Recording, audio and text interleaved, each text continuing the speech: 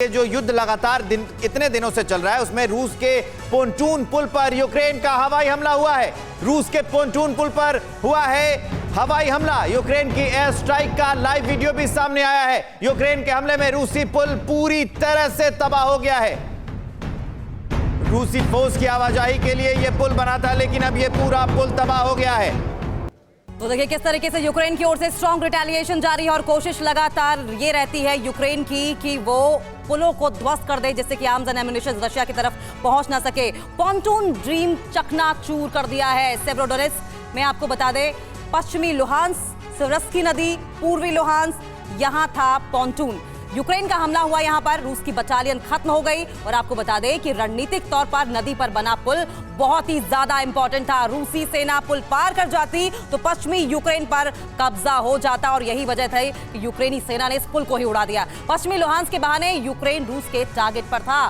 सिवरस्की नदी पर आपको बता दें, जो इंफॉर्मेशन दे रहे थे, सिवरस्की नदी पार करते वक्त यूक्रेन ने मिसाइल दागी और यूक्रेन के मिसाइल हमले में पुल टूट गया। यूक्रेनी हमले में रूस के आपको बता दें 1000 सैनिक मारे गए।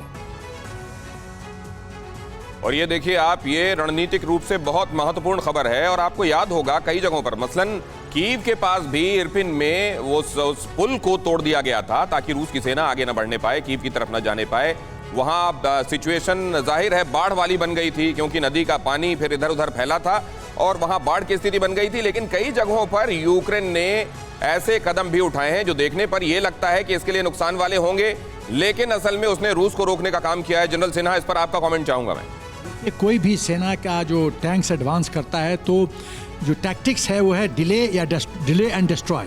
डिले करने का तरीका है कि रिवर ऑब्स्टिकल पे और या कोई डिचेस है उस पे पॉन्टून ब्रिज बना के टैंक्स क्रॉस कर सकते हैं और घंटे के अंदर पॉन्टून ब्रिज बन जाते हैं। तो जब आप पॉन्टून ब्रिज डिस्ट्रॉय कर देते हैं तो एक तो टैंक कॉलम रुक जाता है, दूसरा वो ATGM वेपन के लिए सिटिंग डक हो जाता है, सेकंड टारगेट है, उसको बर्बाद करने में आसानी होती है।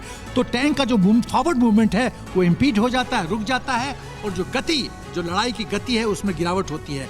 तो यही स्ट्रेटजी यूक्रेन वाले इस्तेमाल कर रहे हैं।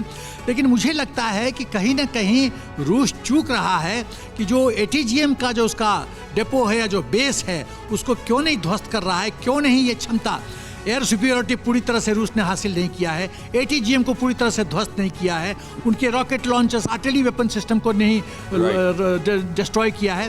तो कहीं ना कहीं मुझे लगता है कि ऐसी कमी क्यों आ रही है। जो रूस विश्व का एक अच्छा देश, सशक्त सेना माना जाता है, तो मुझे ये बात समझ में नहीं आ रही है। परवाह देश की, सोमवार से शुक्रवार रात 10 बजे TV9 भारतवर्ष पर।